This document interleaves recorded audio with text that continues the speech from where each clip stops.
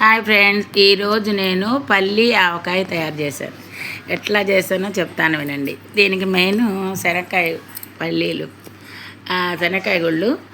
దీనికి ఎలా అంటే మామిడికాయలు కూడా ముక్కలుగా చేసి దాన్ని కూడా 4 భాగాలుగా 4 కప్పులు చేసి, అలాగే ఈ ఉప్పు కారము అవన్నీ కూడా 4 కప్పులు. దీనికి శనగ నూనె 2 గ్లాసులు కాచి అందులో ఇంగువ, మెంతులు, ఆవాలు, మెంతి పిండి, ఇంగువ, ఆవాలు వేసి కాచి పక్కన పెట్టుకోవాలన్నమాట. మెంతి పిండి, ఇంగువ, ఆవాలు అన్నీ వేసి 2 చెంచాలు మెంతి పిండి కూడా వేయాలి. వేస్తే కమ్మటి వాసన వస్తూ ఉంటుంది.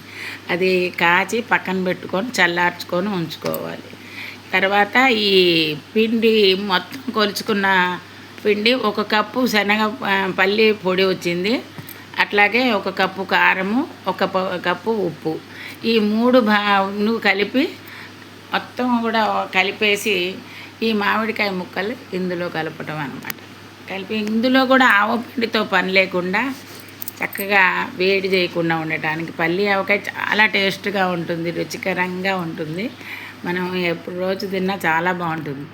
ఈ ఆవకాయ ముక్కలు కూడా కప్పుతో 4 కప్పులు వచ్చాయన్నమాట.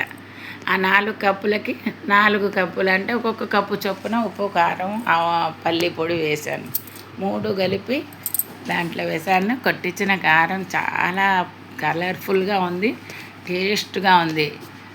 కారం కూడా పెద్ద కారం లేదు, చాలా బాగుంది, బాగా వచ్చింది చూడండి. అదే మొత్తం 3 కలిపి కొట్టిన పొడి కూడా ఎన్ని కప్పులు వచ్చాయో చూసుకొని కలిపేస్తున్నాను అనమాట. 3 కప్పులు వచ్చి కొంచెం ఇదిగా వచ్చిందనమాట.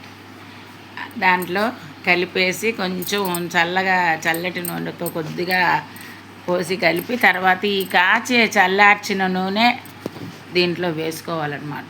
లేకపోతే పచ్చి నూనెలో వేస్తే వాసన బాగుంటుంది. మనం ఆ నూనె వేస్తే ఎంత ఘుమఘుమలాడే వాసన, ఇల్లంతా అదిరిపోతుందన్నమాట.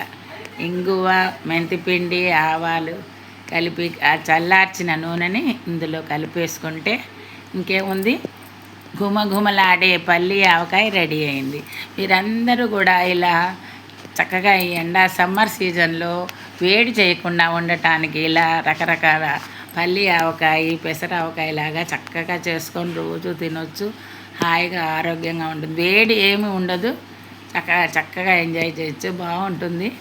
అందరూ కూడా ఇలా చేసుకొని తినండి ఫ్రెండ్స్. Thank you friends. మా వీడియో అందరూ చూడండి, లైక్ చేయండి. అందరూ కూడా ఇలా పల్లి ఆవకాయ చేసుకోండి. థ్యాంక్ యూ ఫ్రెండ్స్ అందరికీ.